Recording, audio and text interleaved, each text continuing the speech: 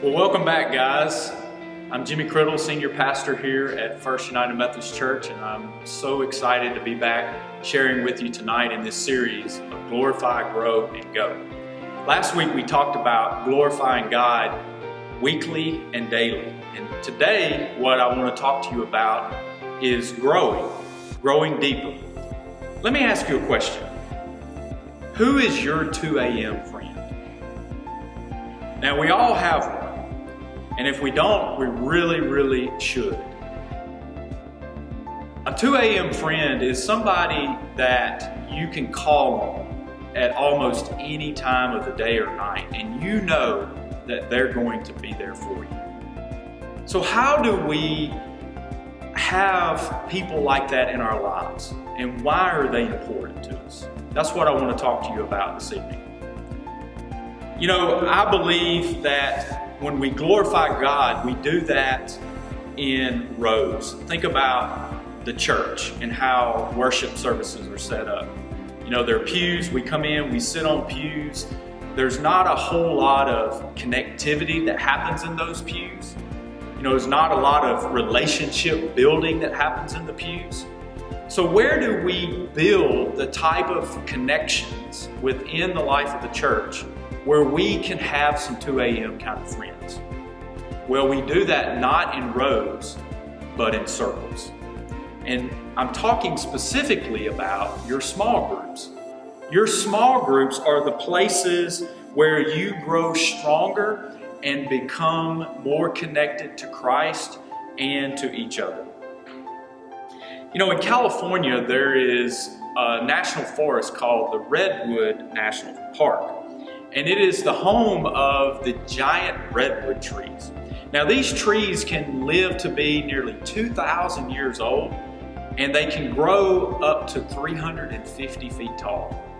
But here's something you may not know about redwood trees, is the roots only grow about 6 to 12 feet down into the ground. So how in the world can these massive trees, these trees that are large enough for you to drive a car through, how do they stand upright? How do they grow strong? How do they do that? Well, the way they're able to do it is because their roots are interconnected with the other trees around them. And it's that intermingling of their roots that gives them their strength. And what is true for them is true for you and me. That our strength as people of faith is found when we are connected together in small groups. And the best place for that intermingling and that connectivity to happen is in your small groups. And that's why small groups are such an important part of what we do here at Columbus First United Methodist Church. You know, from the very beginning, Christians did church very differently from the way we do church. They didn't have these big massive buildings with steeples and bell towers that they met in each week. Instead, the church was a collection of small assemblies, small groups. The Greek word for church is ekklesia, and it means assembly. And so Christians were first known for assembling in homes in small groups. And it is in those contexts that their lives intermingled, that they connected with other people around them, that they could find support for each other, encouragement, where they could have some 2 a.m. friends. And so that's why growing deeper is so important.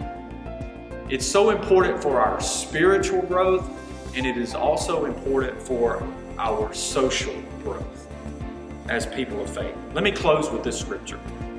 Hebrews chapter 10, verses 24 through 25 says this: "And let us consider how to provoke one another to love and good deeds, not neglecting to meet together, as in the habit of some, but encouraging one another, and all the more as you see the day approaching." I hope that you will have a great conversation about this in your small groups tonight. And I hope you will think about, who is your 2 a.m. friend? God bless you.